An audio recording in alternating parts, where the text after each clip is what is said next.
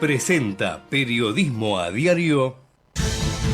La cadena de valor es importante, pero mucho más importante es el valor de la cadena. 20 años de ProPymes. Techint. Vacía y cepilla los recipientes que acumulen agua. Tira agua hirviendo en desagües y rejillas y coloca mosquiteros. Juntos podemos prevenir el dengue. Más información en buenosaires.gov.ar/dengue. Buenos Aires Ciudad.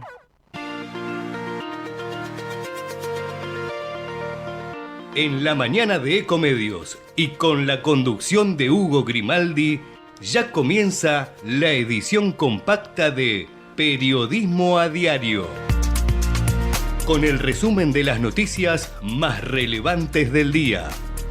Desde este mismo momento las vamos a analizar, a relacionar, a ponerlas en contexto para explicar qué se dice, qué no se dice, cómo se dice y por qué.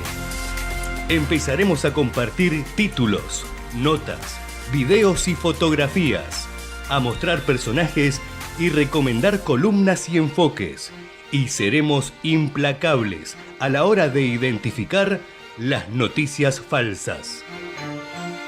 De lunes a viernes por AM 1220, en simultáneo por todas las redes sociales y con desarrollo extra en ecomedios.com. En Periodismo a Diario no le vamos a hacer perder el tiempo. Y aquí estamos, nos subimos ya mismo a la moto. Velocidad tenemos que ponerle al programa de hoy, que es el número 14 de este año 1993, desde que comenzamos aquí en Ecomedios. Nos faltan 7 para cumplir los 2000 programas. Será después de la Semana Santa, probablemente. 6 días va a haber de feriado en Semana Santa, jueves, viernes, sábado y domingo. Son 4 días de religiosos, un día puente después y un día más el martes. Así que serán 6 días desde el jueves próximo hasta el otro martes, y después sí retomaremos la emisión del programa con el cumpleaños de 2000. Me imagino que será miércoles o jueves de esa semana. Bueno, dicho esto, y arriba de la moto, como les comentaba antes, hago un mini comentario. Se conoció ayer un trabajo que hizo Argentinos por la Educación.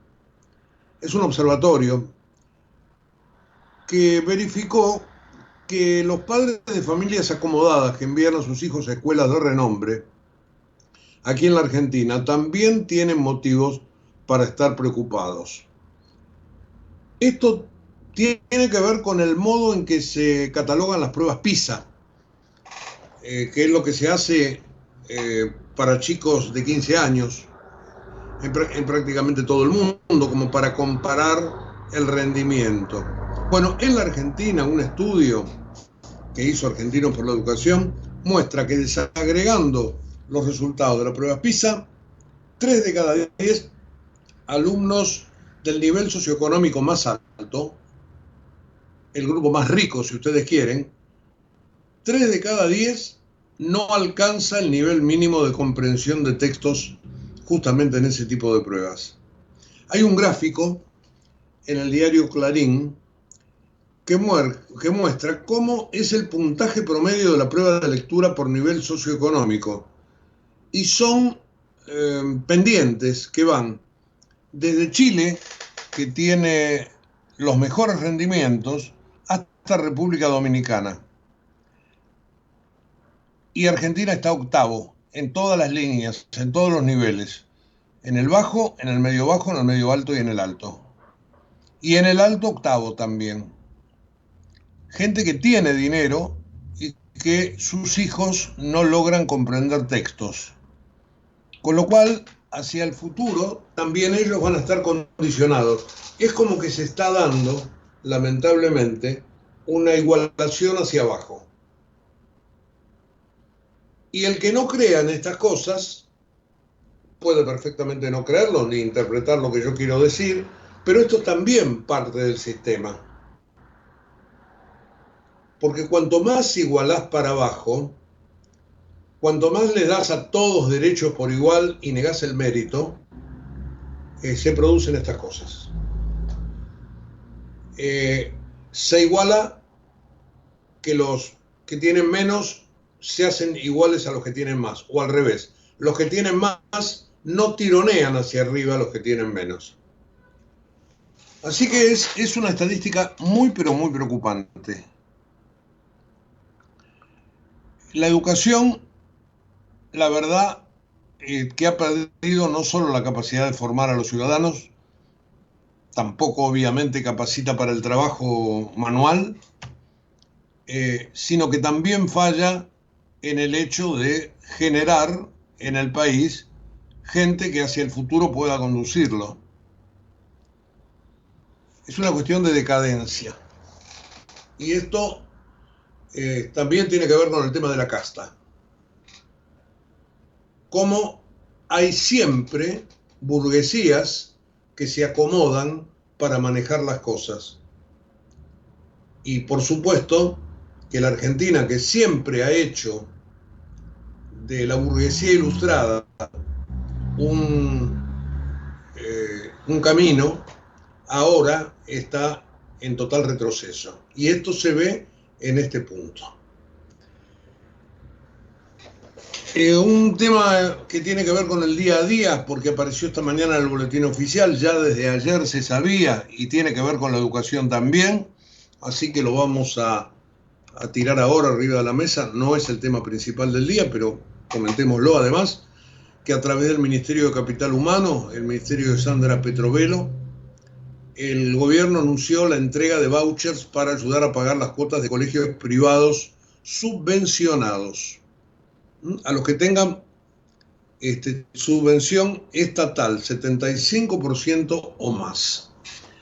Y allí entra, obviamente, la clase media-baja, con un tope de hasta 27.198 pesos por alumno. Pienso en colegios parroquiales, por ejemplo. La medida es para colegios privados de nivel inicial, primario y secundario. Las familias que deseen acceder a este beneficio, reitero, 27.198 pesos por alumno, que no se van a entregar en plata, se van a entregar en un bono, en un voucher, para que a su vez las familias se lo entreguen a los colegios. Y honestamente no sé después los colegios cómo van a cobrar eso y en qué tiempo. Pero la idea es que el Estado pague allí, que el subsidio vaya directamente a quien genera, en este caso, el tema educativo, en este caso, a quien aporta ese conocimiento. Y no que se lo den en plata a la familia, como por ejemplo uno conoce gente que tiene la obligación de mandar a los chicos del colegio, al colegio cobra un subsidio, un plan, y después no los manda. Bueno, se trata de ordenar esto, y a mí me parece que es interesante, sobre todo para que muchos papás que tienen chicos en colegios privados no le hagan perder a los pibes 4 o 5 años de amistades, de compañeritos, y bueno, y los tengan que sacar por la cuestión económica. Y esto ayudará. Se conoció ayer y hoy apareció en el boletín oficial. Como yo les decía, este no es el tema principal del día, porque ayer hubo una gran sorpresa con algo que generó el gobierno. Una jugada fuerte, como dice el diario Clarín. Se anunció que se va a proponer al Senado 2 nombres de juristas para integrar la Corte Suprema de Justicia. Uno de ellos, de modo inmediato, sería el reemplazo de la doctora Elena Hayton, que se fue cuando tenía 75 años, en 2021. La Corte de 5, ahora es de 4 por esa salida. Bueno, allí lo proponen al juez federal Ariel Lijo. Voy a agregar algo, al controvertido juez federal Ariel Lijo.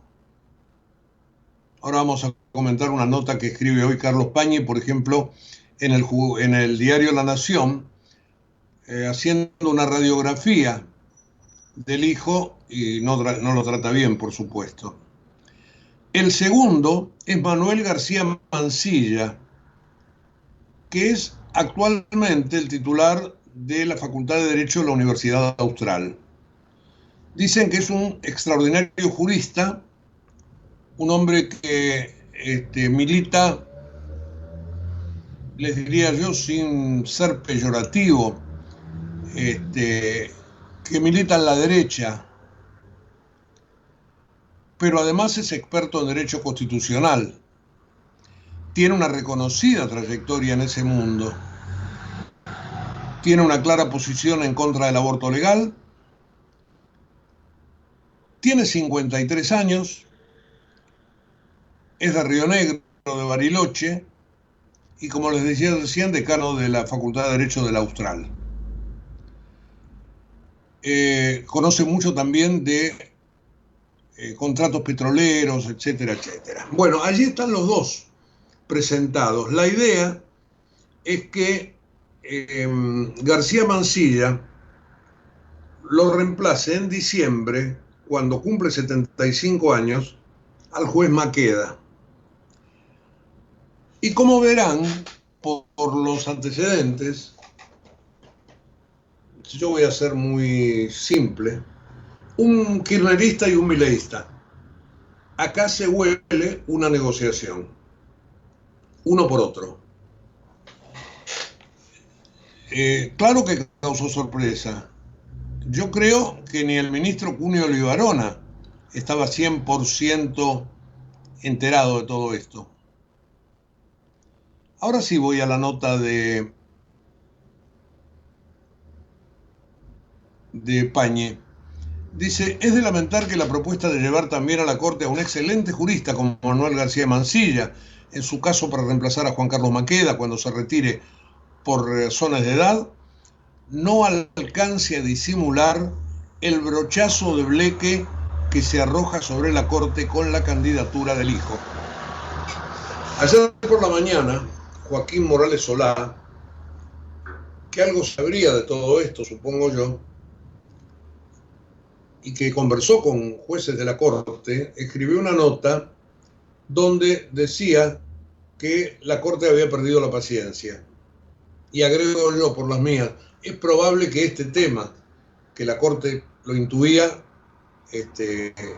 los haya puesto a tres de ellos, una vez más en contra del juez Lorenzetti, que según dicen todos hoy, es quien en todo caso impulsa, empuja al hijo. Bueno, la nota de Pañi, yo les diría que más que una nota periodística, es casi un prontuario.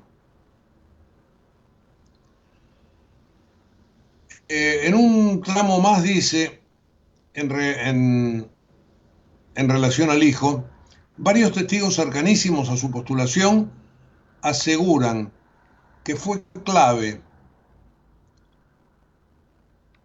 Bueno, he perdido el párrafo, pero algo así como que fue clave en esta nominación el patrocinio de su amigo Ricardo Lorenzetti, quien tiene encuentros frecuentes con Milei. Acá volví a lo que escribe Pañi. Y pregunta, ¿intervino también Karina, la hermana del presidente? La pregunta corresponde, porque Freddy Lijo, el hermano lobista del juez, se comunicó con varios periodistas mientras se instalaba la actual administración para aclarar que era él y no su competidor Guillermo Escarcela quien oficiaba como puente entre Karina Milei y los tribunales. La proximidad de Lorenzetti con Lijo es para muchos funcionarios de la Corte una corroboración gozosa de antiguas presunciones. En el juzgado del candidato a ministro del máximo tribunal se abrieron dos causas misteriosas. Una contra Carlos Rosenkrantz, bajo la inverosímil acusación de haber abierto 71 sociedades offshore para cursar dinero negro. Rosenkrantz presentó un escrito en el juzgado rechazando los cargos y después declaró que esta denuncia deberá ser investigada. Pero oportunamente deberá investigarse también a quienes la pergeñaron, por poderosos que sean. Sería un error suponer, dice también Pañi, que el hijo debe todo a la amistad de Lorenzetti. Cuenta con muchos otros impulsores. Alguno de ellos recurrirá para llegar a destino. ¿Cómo no lo va a ayudar Gilles Lonisfranc, con quien el juez fue un modelo de clemencia al enviar a la justicia de Formosa la causa sobre las operaciones clandestinas de All Found, la caja a través de la cual Amado Vudú capturó Chicone calcográfica? Bueno, y así, les reitero, le cuenta las costillas. En el diario Clarín hay una especie de currículum más tradicional del hijo, contando las cosas, pero sin ser tan opinativo como esta nota que firma Pañi en La Nación. Hay otra al lado, ambas están en la página 4, sobre Manuel García Mansilla, que les reitero, recién se integraría, si lo del hijo corre, a fin de año. Desde la cátedra, dice Clarín, es un defensor acérrimo de la libertad de expresión y del secreto profesional periodístico consagrado en el artículo 43 de la Constitución. Un año después de recibirse de abogado en la Austral, en 1997, se integró al estudio Marvalo Farrell, donde permaneció hasta 2005. Hizo una maestría en la Universidad de Georgetown y se especializó en Derecho Constitucional en los Estados Unidos. Ahora, les digo, la cosa viene primero por el lado del hijo, y ahí se necesitan 2/3 del Senado. Y si es verdad que es un kirchnerista contra un mileísta, los 2/3 en el Senado van a estar. Sin una negociación con el peronismo va a ser difícil que el oficialismo logre avanzar, pero podrá juntar 39 votos, pero necesita 48, 2/3. Pero a mí me parece que esto, si es verdad que hay un pacto, candidato tuyo por candidato mío, va a funcionar con los votos del peronismo. Así que vamos a tener unas cuantas semanas de baile al respecto. El diario La Nación también en la tapa trae el tema. Les decía yo de Clarín, pero La Nación dice: Milei propone su sello en la Corte, un juez cuestionado y un jurista destacado. También está en página 12, una corte a medida. Milei postuló para la corte al juez federal Ariel Lijo, y ligado a Lorenzetti, y a Manuel García Mansilla, un abogado liberal católico favorable a la dolarización. Y acá viene un punto que lo pone página, y yo tendría que haberlo dicho antes, porque a mí también me molesta, que Milei no eligió a ninguna mujer. Dice que de esa manera ignoró el decreto 222 de Kirchner, que impulsa la diversidad. Para conseguir 2 lugares, en el mismo comunicado, le puso punto final al mandato de Juan Carlos Maqueda con meses de anticipación. Bueno, esa es la tapa de página 12, una corte a medida. El cronista: el gobierno propuso al juez Lijo y a un decano del Austral para la Corte Suprema. 5 miembros. También está en la tapa de Bae Negocios. Milei sorprende con 2 candidatos para la Corte. Es verdad, esto no estaba previsto. Es otro frente abierto. En esto se especializa Milei, ¿no? Y uno a veces se pregunta, también por olfato, todas estas cosas se tiran arriba de la mesa, echarlas a rodar como cortinas de humo. Digo, para tratar de esconder un poco lo económico. Yo creo que al tipo que no le alcanza la plata, aquel que tiene que salir a hacer changas, a cartonear o a pedir o lo que fuere, la verdad que esto le queda lejos. En todo caso, para que el círculo rojo tenga y se distraiga, no lo sé. La verdad, no lo sé. En el tema de los 2/3 va a ser efectivamente ahí una complicación que habrá que negociar. Y ya aparecen impugnaciones, críticas de la coalición cívica, es decir, en la Cámara de Diputados, que no tiene mayor injerencia en esta historia, obviamente van a aparecer voces a favor y en contra. Le hablé de los vouchers educativos de la Corte, tema principal del día. El temporal sería el tercero, un tema verdaderamente triste, porque ha muerto gente, porque ayer la zona metropolitana volvió a inundarse. Realmente, ante un fenómeno natural, la gente se encuentra desprotegida. Hay fotografías de las cataratas de la avenida General Paz, de carteles derrumbados sobre casas, la foto de tapa del diario Clarín, en La Plata, inundada, y en el fondo un mural de Juan Perón y Eva Perón con el escudo del Partido Justicialista. Es verdaderamente excelente la foto, porque además se refleja todo en el agua, pero está marcando algo, ¿no? El que hizo esa foto pensó dónde está la responsabilidad de todo esto. Agua en la tapa de Crónica, agua en la tapa del Diario Popular. Sinceramente, a ver la Nación, sí, también. Bueno, la inundación fue muy fuerte, el conurbano volvió a quedar bajo el agua, la tormenta, es verdad, fue feroz, lluvia, viento, daños, tragedias, inundaciones. Hay un desaparecido, un adolescente, en Loma Hermosa, esto es acá en el partido de San Martín.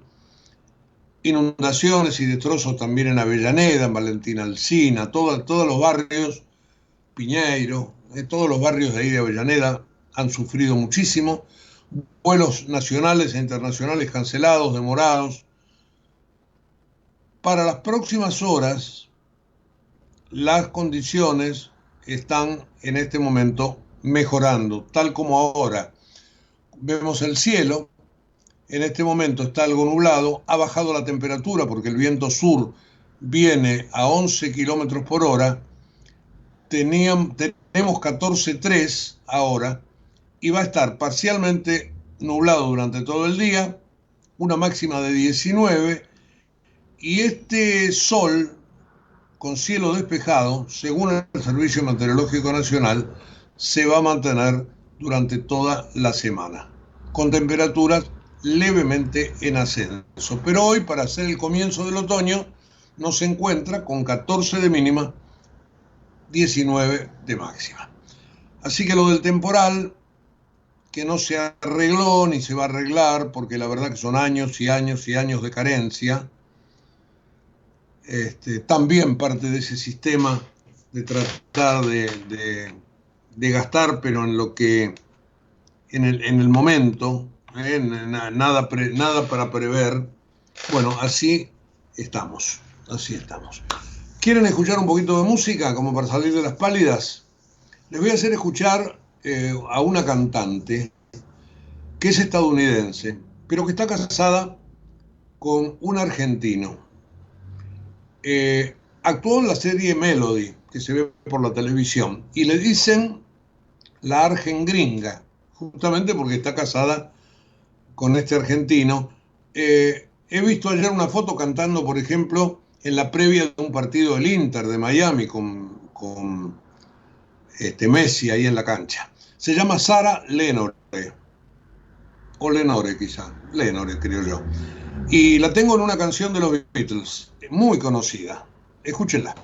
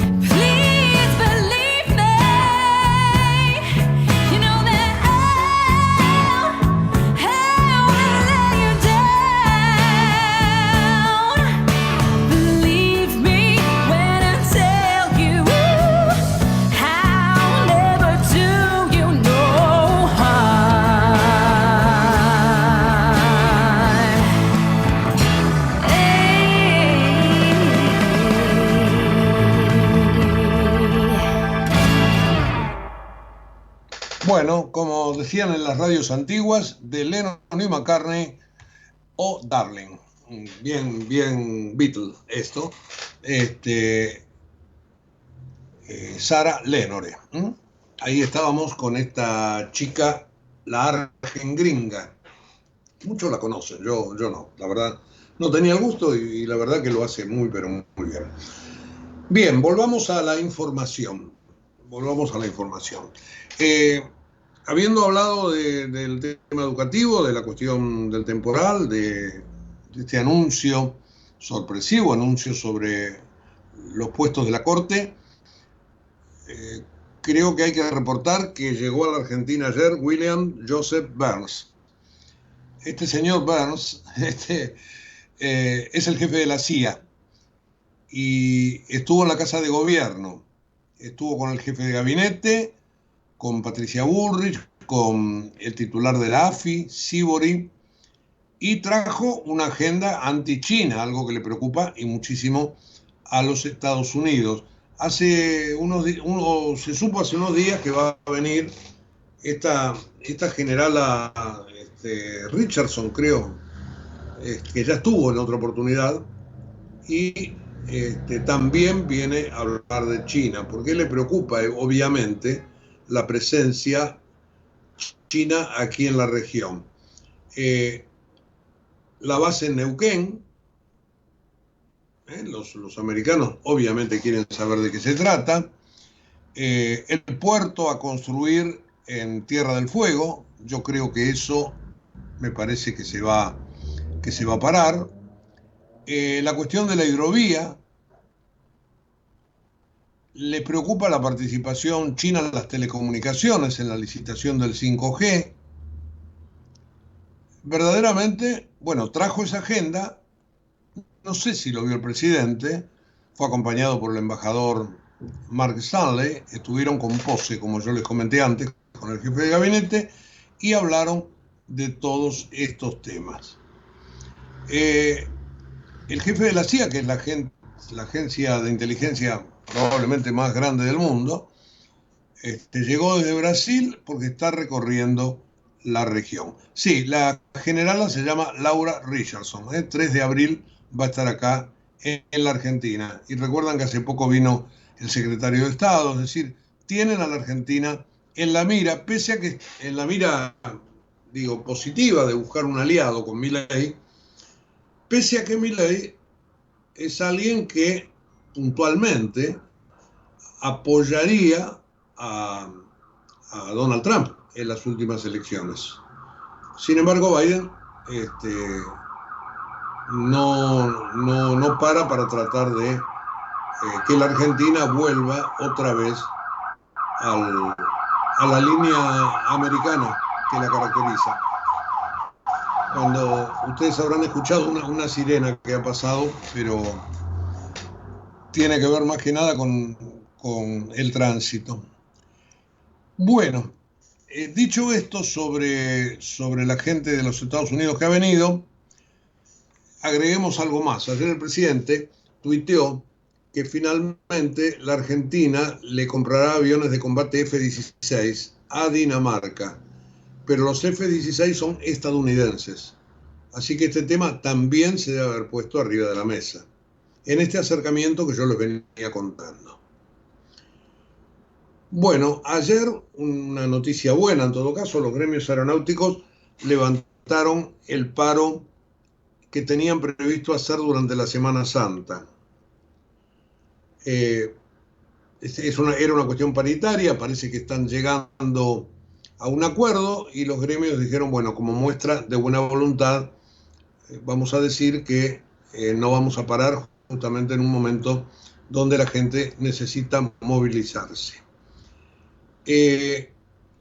Una más de la política. La Unión Cívica Radical, y hay una foto de Rodrigo de Loredo en el diario Clarín, quiere discutir el tema jubilaciones.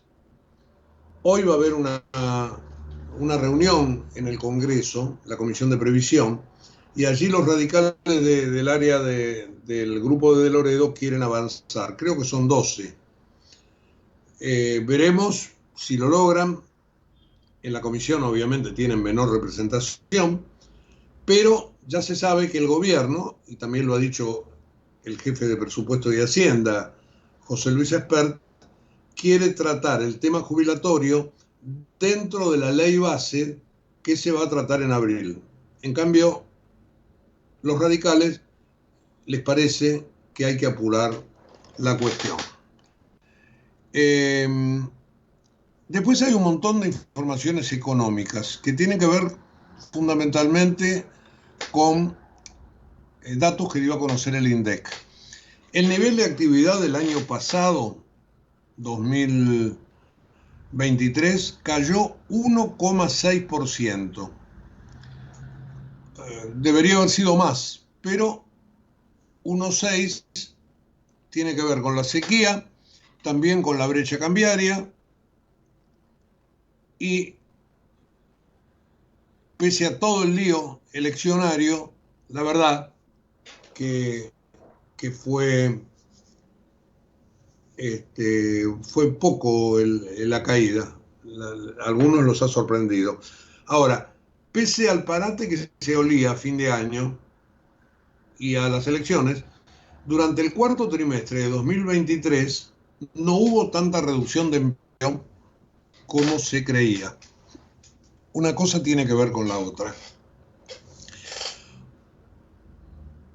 Hoy va a haber una nueva licitación de deuda de 540.000 millones de pesos, en un menú que incluye bonos cupón cero para entregarle a los inversores y nuevamente las LECAP, que eran unas letras que se usaban allá por tiempos de Mauricio Macri. Así que resucitan las LECAP para tratar de dar poner arriba de la mesa un instrumento más en la oferta. Se calculó que uno de los pilares del recorte del gasto, el parate de obras públicas, es lo que está marcando también justamente el apretón de este año.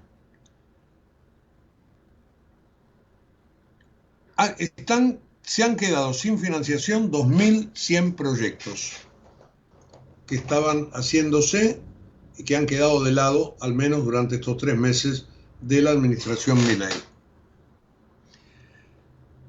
Ya que seguimos con lo económico, está el tema del consumo. Y ahí hay algunos privados que observan que la gente se está pasando a segundas marcas, que el dinero le alcanza cada día menos, que no convalida los precios y que por eso las ventas se derrumban. Y digo yo también, por eso los datos de inflación vienen mejor. Esto está en el manual. Veremos si alcanza como para compensar el mal humor que se nota ya en las encuestas. Así que en este aspecto el gobierno deberá hacer un equilibrio bastante importante. Tengo otra que le ha venido como anillo al dedo también al ministro Caputo, que es que ayer la Reserva Federal de los Estados Unidos resolvió mantener sin cambio las tasas de referencia. Así que como verán hay un lindo paquete de temas económicos que hay que ver y por supuesto siempre nosotros tratamos de observar cómo caen estas cosas en los mercados. Ayer todo estuvo bastante tranquilo, nada que merezca comentarse. Peso más, peso menos el dólar blue, en los dólares más libres, etcétera, etcétera, y se sigue con el crawling peg de 2% mensual. Una más. Una senadora libertaria de Jujuy, que se llama Vilma Bedia, nombró a 8 familiares, algunos directamente en su propio despacho, pero en otros casos los colocó con colegas que a su vez ella les hizo el favor de colocarle a ellos gente que recomendaban, es decir, un intercambio de favores. La senadora Bedia y el resto de los senadores, como dice un amigo mío, más casta no se consigue. Así que ahí una foto en Clarín de la senadora con Milei, mucha sonrisa. Veremos si algo tiene que decir la Casa de Gobierno al respecto. Así que ahí, evidentemente, un ruido que hoy se va a manifestar, por supuesto. Bueno, vamos a hablar de política con alguien que entiende mucho, porque además de toda su preparación profesional se apoya mucho en las investigaciones de mercado. Yo les hablaba recién de la opinión pública y del humor, y lo tengo a Gustavo Marangoni aquí conmigo en línea, y vamos a charlar sobre eso y sobre la marcha del gobierno en estos 100 días. Gustavo, buen día. Hugo Grimaldi, ¿cómo te va? Hola Hugo, buen día. Muchas gracias por llamar. No, por favor, Gustavo, es un gusto, un placer para mí charlar un ratito. Claro, tengo que empezar por lo de ayer, digo. Qué sorpresa lo de la Corte, ¿no? ¿Qué es? ¿Un intercambio de favores? ¿Te pongo uno tuyo, poneme uno mío? Mirá, concentrémonos primero en la parte de la sorpresa, que es el plato de la casa. Es decir, el gobierno y el presidente Milei particularmente viven de, como en los espetos corridos, ¿viste? En esos restaurantes que te ponen la comida tipo tenedor libre y que vos te sentás y te sirven, te sirven, te sirven, te sirven. Bueno, eso es lo que hace la administración libertaria desde que asumió. Todos los días pasan cosas. El día que no es Tela Meselinadi, o es la Secretaría de Agricultura, o es un recorte, o es, en este caso, una propuesta de jueces de la Corte. Claro, el salón de las mujeres, por ejemplo. Sí, por ejemplo, todos los días. Eso le da centralidad comunicacional, que para el gobierno es centralidad política, y por otro lado, reafirma el perfil de una administración que vino a cambiar las cosas, que es hiperactiva, y sobre todo hay que tener siempre en cuenta que Javier Milei viene después de Alberto Fernández. Es decir, que la idea de estar mostrando un decisionismo permanente se opone a la del presidente anterior, que se definía más por no definir que por definir, porque la situación interna no se lo permitía. Gustavo, discúlpame. No, por favor. ¿Cortina de humo se puede llamar esto? A ver, no sabemos muy bien, porque a eso iba, Hugo. Si uno se astuviese a la lógica que primó en la Argentina política desde hace unos años, uno diría, bueno, acá hay una estrategia pensada, algunos hablan de uno y uno, alguien que tendría un candidato a la Corte Suprema que tendría el apoyo del peronismo, el otro que respondería más a los libertarios. Pero cuando nosotros vemos el vínculo del Poder Ejecutivo con el Congreso, generalmente los proyectos que se enviaron no tuvieron ninguna charla previa. Es decir, vimos cómo se cayó primero el capítulo fiscal de la ley ómnibus, luego se cayó toda la ley ómnibus, luego el decreto de necesidad y urgencia. Entonces, tenemos que dudar, no digo negar, dudar. No sabemos si acá hubo una suerte de negociación, como cantaría Luis Miguel, por debajo de la mesa, y entonces esto ya tiene un guiño, pero nos vamos a enterar pronto, porque, como sabemos todos, como saben los oyentes, para que se pueda consagrar la nominación, en este caso de 2 personas a la Corte Suprema, se requiere el apoyo del Senado con 2 tercios. 2 tercios. Es decir, si Unión por la Patria no te acompaña, la tenés recontra difícil. Pero además, yo te agregaría que estas nominaciones, y independientemente de la calificación personal que uno haga de los nominados, bueno, generan muchas discusiones, inclusive, yo te diría, dentro del universo conceptual o ideológico que apoya al gobierno. No todos están contentos. Entonces habrá que ver cuál es el grado de negociación. Este gobierno justamente entiende que el concepto negociación es un concepto no necesariamente elogiable, porque equipara la negociación con el contubernio, con la casta, con el arreglo, con el tongo. Entonces no estamos absolutamente seguros, o por lo menos yo, voy a hablar por mí, no voy a meter a otros en la calificación, yo no estoy seguro si esto es el fruto de discusiones que se dan fuera de la luz pública y por lo tanto ya uno podría decir está medio cocinado. Cuando vos vas a comer una parrilla, a lo mejor te sirven algo rápido y te dicen, no, la carne la teníamos marcada, la pasta estaba precocida y entonces inmediatamente te la ponen en el plato y en la mesa. Acá no sabemos, porque en realidad si tuviésemos que juzgar por lo que viene sucediendo en el ámbito legislativo en estos 3 meses, te diría, y lo más probable es que no. Claro. Gustavo, yo ahora te quiero preguntar por la gente. Porque todo esto está muy bien para mostrar centralidad, para mostrar acción, pero a la gente le falta la plata en el bolsillo. ¿No se va a cansar de todo esto? Ya. En estos días trascendió una encuesta de Atlas Intel, la brasileña, que tuvo bastante notoriedad en la época de las elecciones porque le pegó bastante, vamos a decirlo así. Esta encuesta es muy interesante, tiene como 70 slides, 80 slides, ¿viste?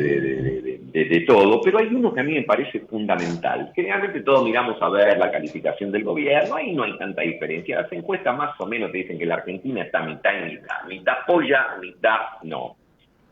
No, pero lo interesante es ver la mitad que apoya, porque la mitad que apoya, cuando generalmente la gente pasa de largo por esos gráficos que son más metodológicos, pero cuando vos ves la aprobación, te das cuenta que a medida que hay menos nivel educativo hay más apoyo. Uno podría decir, raro, bueno, no sé, pero pasa así. Es decir, el que tiene primario completo apoya más que el que tiene secundario completo y mucho más apoya el de primario completo que el del universitario completo. Los hombres apoyan más que las mujeres, los menores de 30 te diría que es el ámbito donde juega de local el gobierno, más que cualquier otro, y el nivel de ingresos, los que ganan más de 500.000 pesos también apoyan más.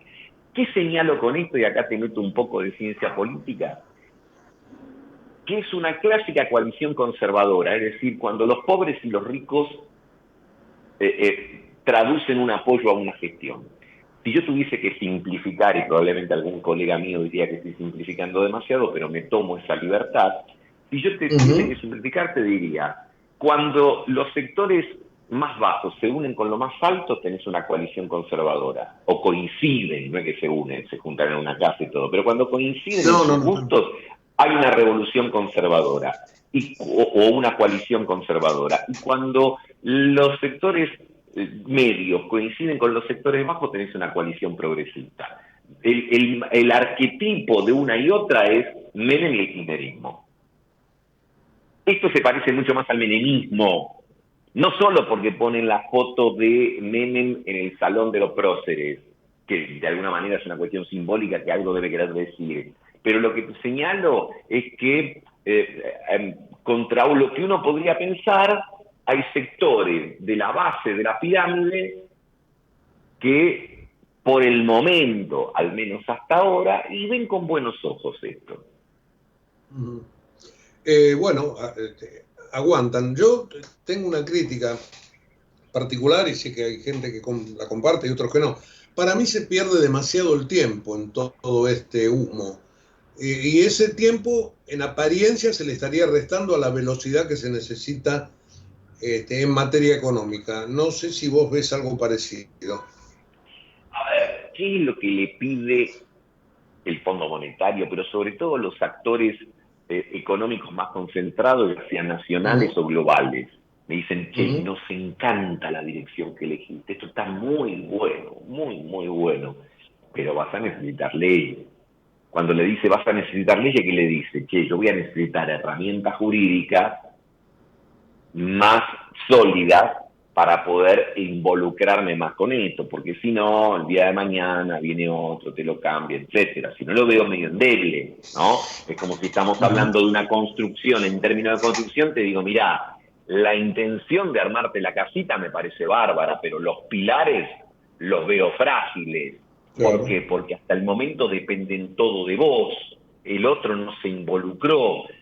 Y justamente ese es el punto más difícil de todo esto, porque el gobierno, como hemos relatado hasta aquí, no ha obtenido ninguna aprobación de nada en el Congreso, salvo la autorización del presidente a salir del país. Hasta a la que inclusive hubo 2 senadores que le votaron en contra, pero bueno, son los de Santa Cruz que están muy enojados por el tema de las centrales Peppernick y Néstor Kirchner, ¿no?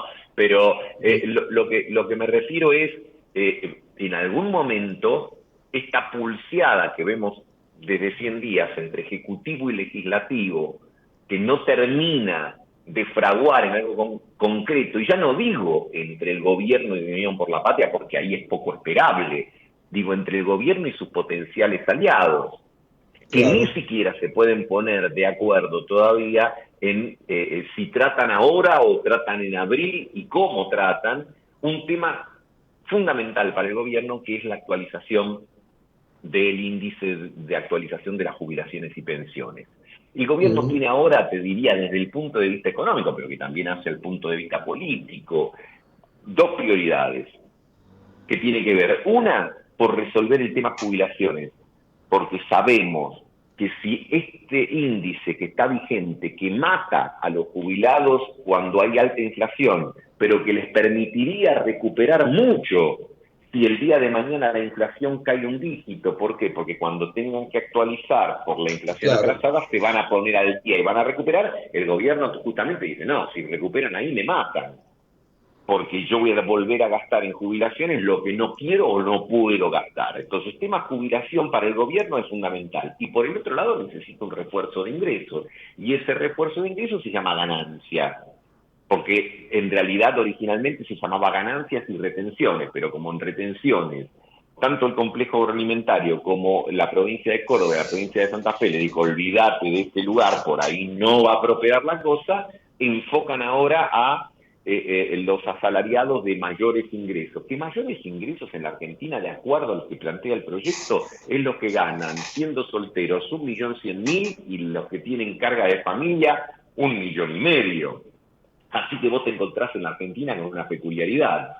Con menos de 750.000 pesos sos pobre y con 1.100.000 pagás impuesto a los altos ingresos. Pero no importa, eso quedará en todo caso para análisis más sociológicos. Lo que digo es que el esfuerzo, el gobierno necesita reforzar los ingresos para tratar de darle previsibilidad fiscal, porque como bien dicen todos, inclusive la propia administración, hasta el momento es más licuadora que motosierra. Sí, claro, claramente. Vos hablaste antes de los organismos internacionales que se han destapado con un corazón que uno no creía que tenían. Vos también, como hablabas de los jubilados, justamente parece que el Fondo Monetario está de su lado. Bueno, vos fijate lo castigado que estará el sector de la tercera edad, que el Fondo Monetario Internacional, que no es precisamente la Cruz Roja, seguro, está diciendo, che, muchachos, algo acá hay que hacer, hay que tirarle algo a esta gente. Ahora, ¿el gobierno qué lectura hace? Y esta es una lectura estructural. El gobierno te dice, bueno, pero los niveles de pobreza son mucho más bajos entre la tercera edad que entre los jóvenes. Por lo tanto, sí, tiene que recaer el esfuerzo más en este sector que en la juventud.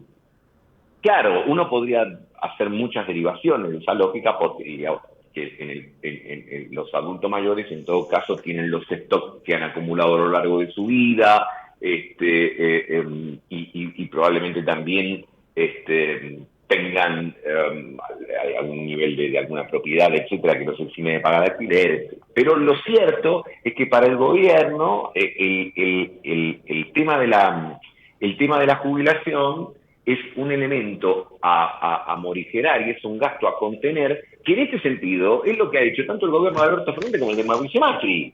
Porque recordemos que este índice de actualización de jubilaciones, sí, claro, es el fruto de la modificación de su primer día de administración que hizo Alberto Fernández, que a la vez había corregido el índice que había puesto Macri, en el cual se le había comido, si se quiere, un trimestre de inflación a los jubilados. ¿Y por qué hacen esto? Y bueno, porque el gasto previsional se lleva el 40% del presupuesto.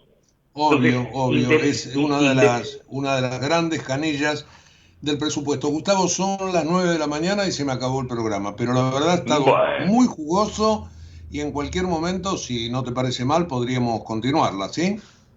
Por supuesto, Hugo, un fuerte abrazo y muchísimas gracias por llamar.